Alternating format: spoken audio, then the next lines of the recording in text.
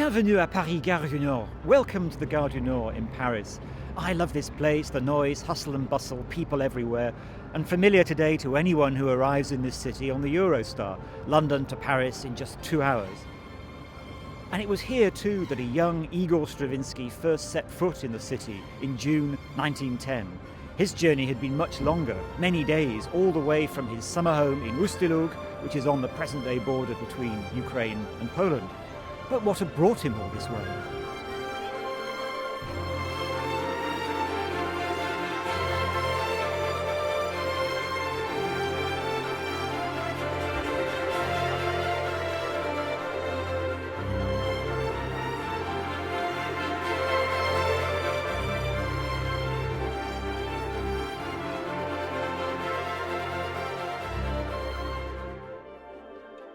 The answer is one of the most extraordinary personalities of the early 20th century, one Sergei Diaghilev, or as he liked to be known in Paris, Serge de Diaghilev.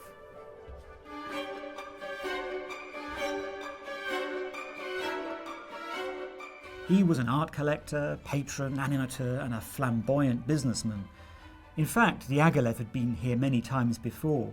It was he who was responsible for whipping up an almost hysterical enthusiasm amongst the Paris public for all things Russian. He'd already given them art exhibitions, concerts and opera performances, and now it was time for something totally new, a new kind of ballet. And this ballet was called the Firebird, based on Russian folktales with exotic golden Russian designs, and a troupe of dancers brought over specially from St. Petersburg, from the Imperial Ballet.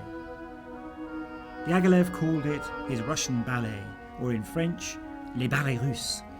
The dancing style was brand new, none of that classical pirouetting. And the music, well, it was by an unknown Petersburger by the name of Igor Stravinsky.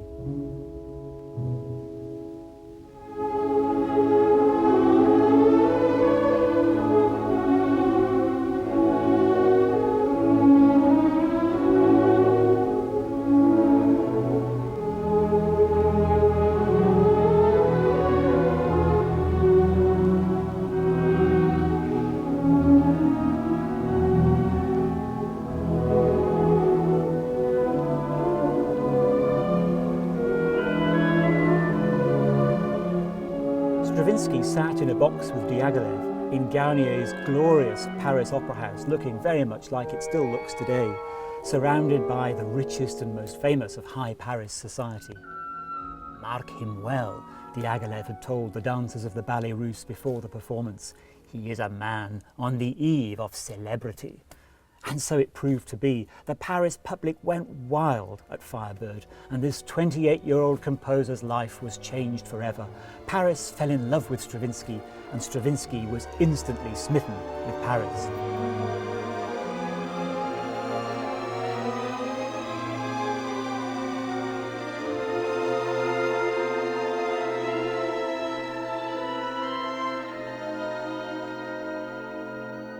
Yet for all his cosmopolitanism, for his love of Western European culture, Stravinsky remained a Russian through and through.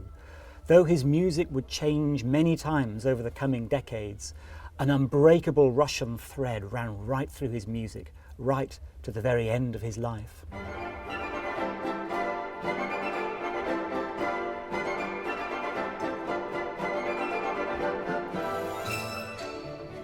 Success followed success, and the next new work was performed here at the Châtelet Theatre, opened in 1862 and still the largest theatre in Paris. Many famous performances took place here, including after 1909 with the Ballet Russe, with such dancers as Karsavina, Pavlova and Nijinsky.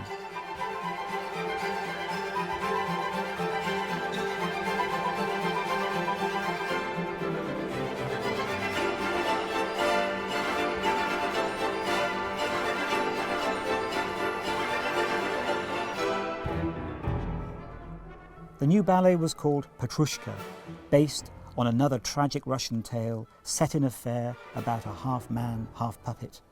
Stravinsky's music was very different from Firebird, more modern. He was always pushing on, pushing forward, never happy to stand still.